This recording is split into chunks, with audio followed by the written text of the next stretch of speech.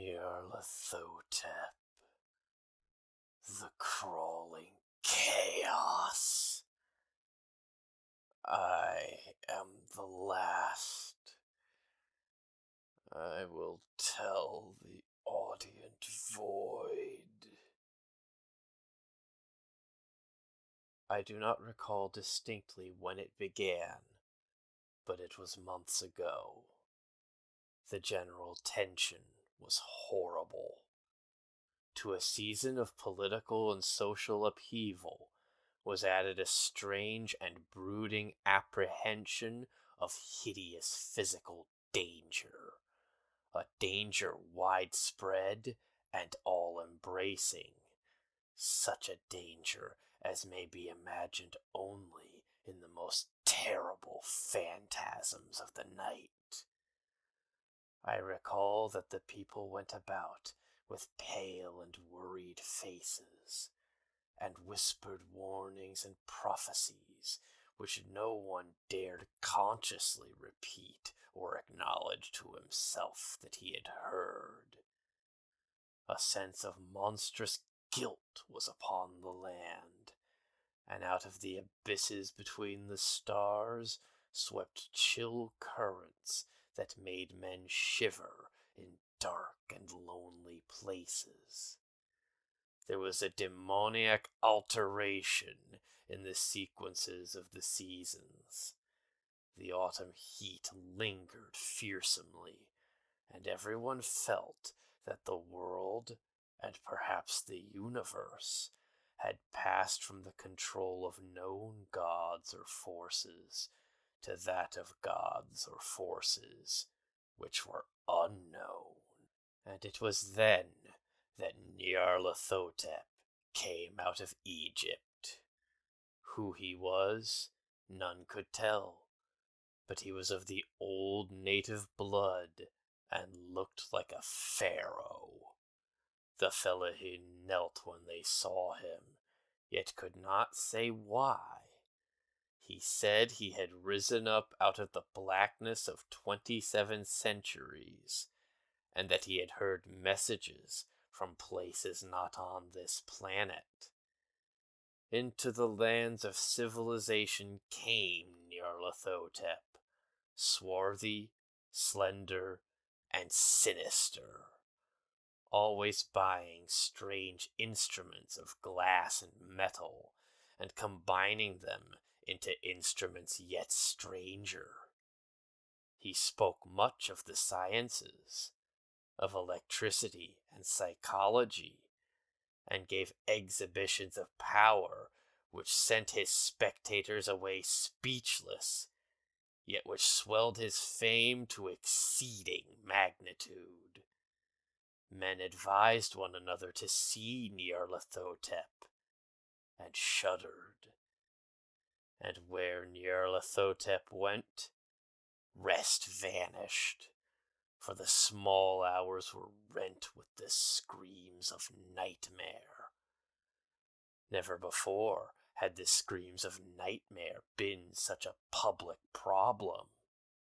Now, the wise men almost wished they could forbid sleep in the small hours, that the shrieks of cities might less horribly disturb the pale, pitying moon as it glimmered on green waters gliding under bridges and old steeples crumbling against a sickly sky.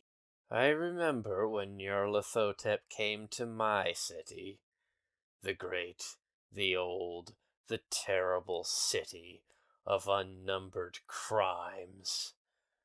My friend had told me of him, and of the impelling fascination and allurement of his revelations, and I burned with eagerness to explore his uttermost mysteries. My friend said they were horrible and impressive beyond my most fevered imaginings, that what was thrown on a screen in the darkened room prophesied things none but Nyarlathotep dared prophesy, and that in the sputter of his sparks there was taken from men that which had never been taken before, yet which showed only in the eyes. And I heard it hinted abroad that those who knew Nyarlathotep looked on sights which others saw not. It was in the hot autumn that I went through the night with the restless crowds to see Nyarlathotep. Through the stifling night and up the endless stairs into the choking room. And shadowed on a screen, I saw hooded forms amidst ruins, and yellow, evil faces peering from behind fallen monuments. And I saw the world battling against blackness, against the waves of destruction from ultimate space, whirling, churning, struggling around the dimming, cooling sun.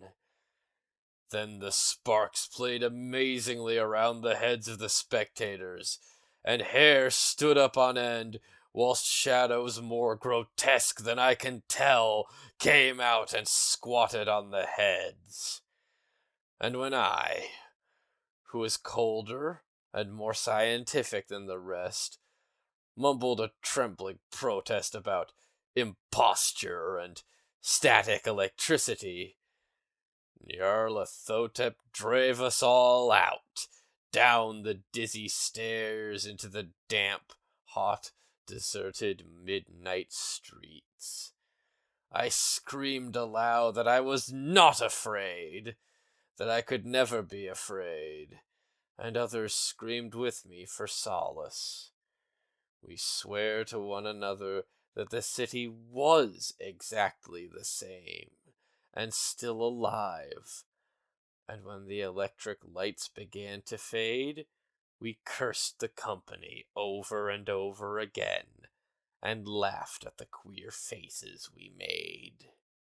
I believe we felt something coming down from the greenish moon, for when we began to depend on its light, we drifted into curious involuntary formations, and seemed to know our destinations, though we dared not think of them. Once we looked at the pavement, and found the blocks loose and displaced by grass, with scarce a line of rusted metal to show where the tramways had run. And again we saw a tram car, lone, windowless, dilapidated, and almost on its side.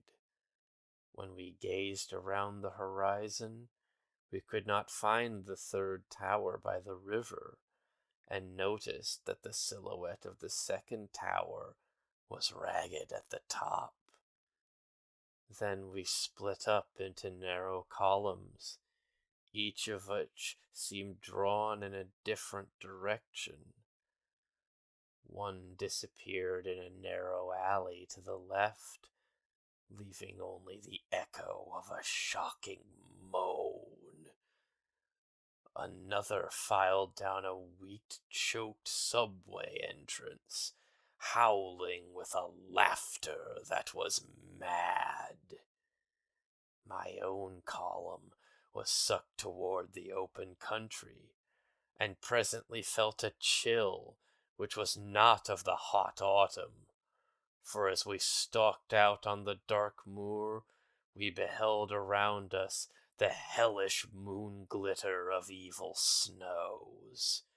Trackless, inexplicable snows, swept asunder in one direction only, where lay a gulf all the blacker for its glittering walls.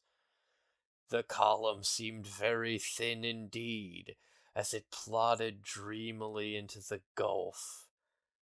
I lingered behind, for the black rift in the green-litten snow was frightful, and I thought I had heard the reverberations of a disquieting wail as my companions vanished.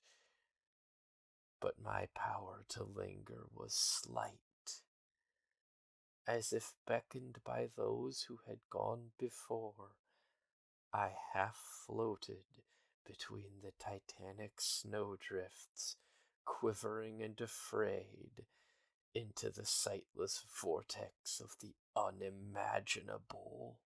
Screamingly sentient, dumbly delirious, only the gods that were could tell. A sickened, sensitive shadow writhing in hands that are not hands, and whirled blindly past ghastly midnights of rotting creation. Corpses of dead worlds, with sores that were cities, charnel winds that brushed the pallid stars and made them flicker low. Beyond the worlds, vague ghosts of monstrous things, half-seen columns of unsanctified temples that rest on nameless rocks beneath space and reach up to dizzying vacua above the spheres of light and darkness. And through this revolting graveyard of the universe, the muffled, maddening beating of drums and thin, monotonous whine of blasphemous flutes from inconceivable, unlighted chambers beyond time, the detestable pounding and piping whereunto dance slowly, awkwardly, and absurdly the gigantic, tenebrous, ultimate gods, the blind, voiceless, mindless gargoyles, whose soul is Nyarlathotep!